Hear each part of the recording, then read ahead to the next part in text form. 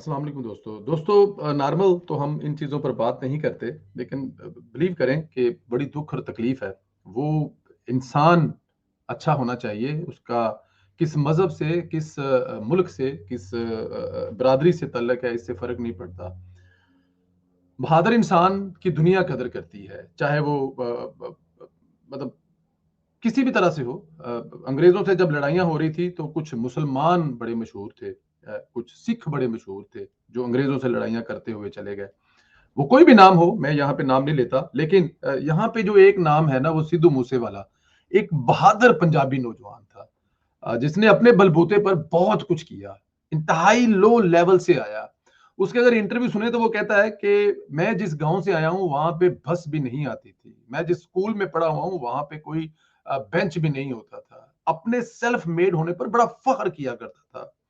वो जहाँ पैदा हुआ, मैं एक उसका प्रोग्राम देख रहा था जिसमें उसके साथ एक उसके जो दूसरे कोलीग थे गिप्पी ग्रेवाल, वो कह रहे हैं कि हम लोग कनाडा आ गए, हम लोग चंडीगढ़ में बड़े-बड़े कोठियों में रहते हैं, बड़ी-बड़ी सिक्योरिटी में रहते हैं, लेकिन असल बब्बर शेर, असल शेर ये है, जिसने अपने ही गाँव में, अपने ही पिंड में, वहीं पे कोठी तैयार की और वहीं पे रहा।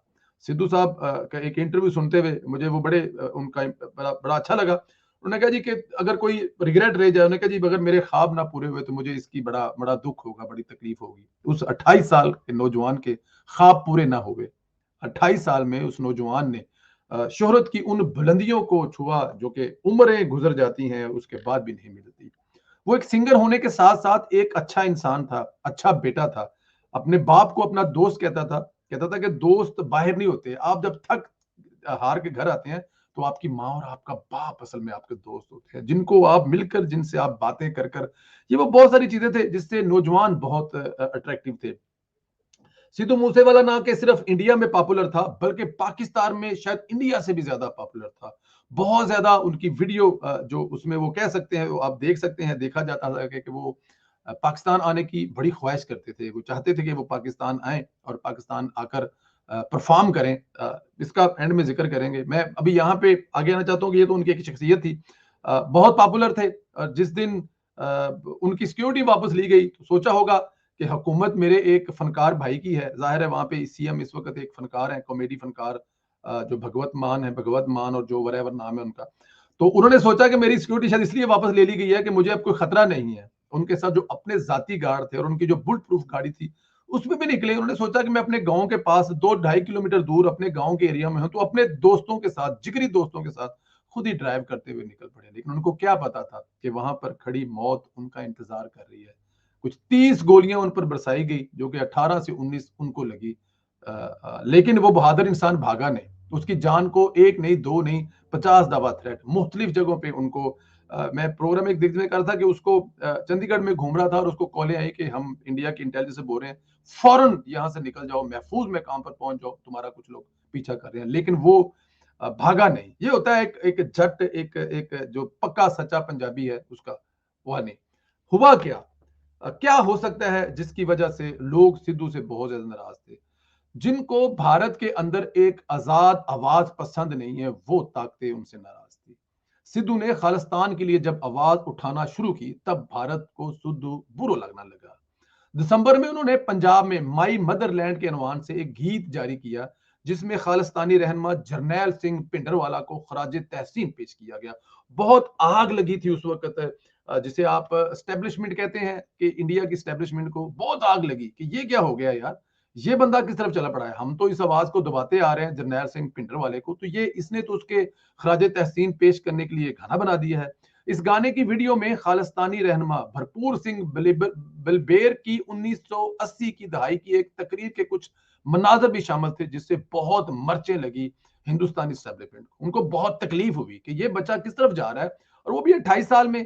और उसने फिर इलेक्शन भी लड़ा, और उसके इलेक्शन लड़ने में भी बहुत सारी चीजें, उसने इलेक्शन भी कांग्रेस की तरफ से लड़ा। और ये भी बहुत उस पर लगा कि ये क्योंकि कांग्रेस से लड़ा है, और कांग्रेस ने जो सिंघों के गुरुद्वारा है, वहां पर जो 1900 की 80 की दहाई में जो वहां की साबिक वजीर आजम थी इंदिरा गांधी, जो कि बाद में कत्ल भी एक सिख के हाथों हुई, उनकी हुकूमत में जो वहां पे सिखों का कत्लेआम हुआ, तो वो उसको लेकर भी कि तुम कांग्रेस है तो कांग्रेस तो एक गद्दार जमात है, सिखों के लिए, तो वो उस पे भी लड़ता झगड़ता रहता था। सिद्धू मूसेवाला पंजाब और दिल्ली में किसानों की तहरीक का चेहरा बना। किसानों से मुतल्लक कवानीन में तरमीम पर खुलकर मुखालफत की और सरेआम की और बहुत बड़ी आवाज बना।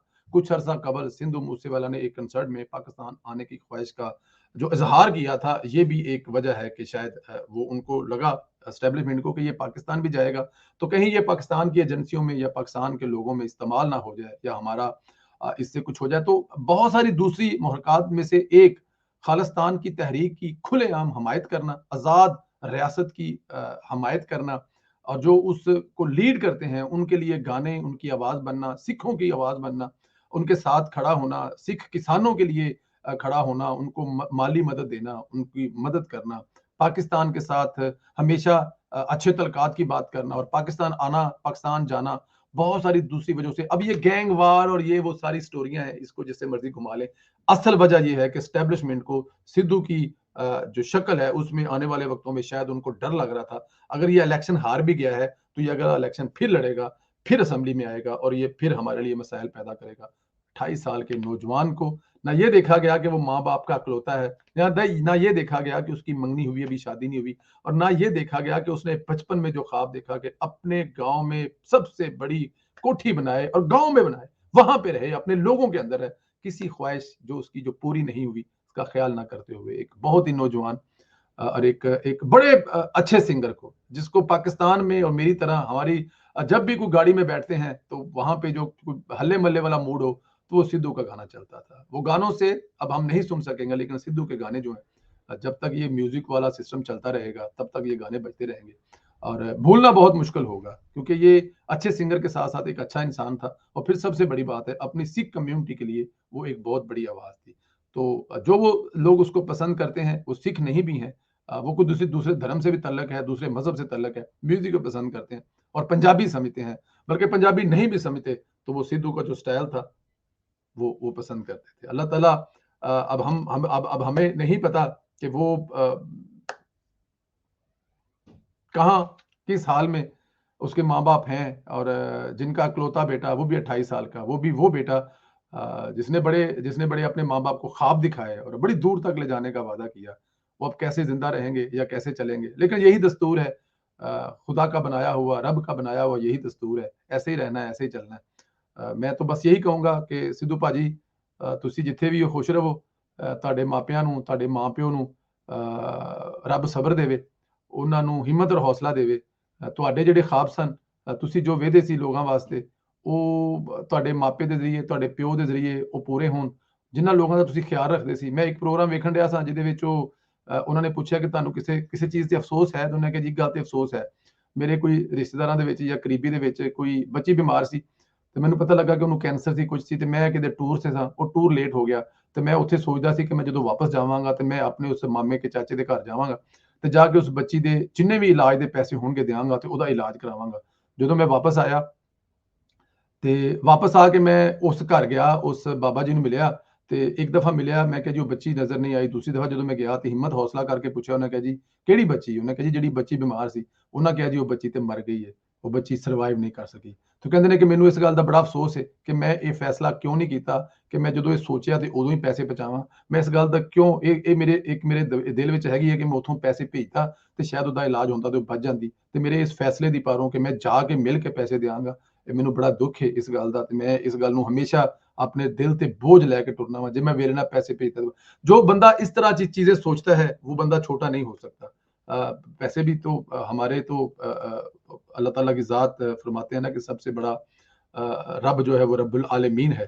तो रब जो है वो बेहतर फैसले करने वाला, जो भी फैसले करता है।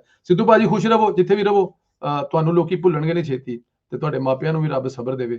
ਖੁਸ਼ ਰਹੋ, ਆਬਾਦ ਰਹੋ, ਜਿੱਥੇ ਵੀ ਰਹੋ। ਦੁਨੀਆ ਤੇ ਨਹੀਂ ਹੈਗੇ ਹੋ ਤੇ ਫਿਰ ਵੀ ਤੁਸੀਂ ਕਿਧਰੋਂ ਨਾ ਕਿਧਰੋਂ ਵੇਖਦੇ ਹੋਵੋਗੇ ਕਿ ਦੁਨੀਆ ਤੇ ਕੀ ਚੱਲਦਾ ਹੈ। ਇਹ ਜ਼ੁਲਮ ਜ਼ਿਆਦਤੀਆਂ ਜਿਹੜੀਆਂ ਨੇ ਇਦਾਂ ਹੀ ਰਹਿਣੀਆਂ ਨੇ, ਇਹਨਾਂ ਦਾ ਬਸ ਕੀ ਕਿਹਾ ਜਾ ਸਕਦਾ ਹੈ। इजाजत दो, मैं मजीद लफज मेरे को नहीं है। एक जवान मौत से बोलने ली बड़ी हिम्मत और हौसला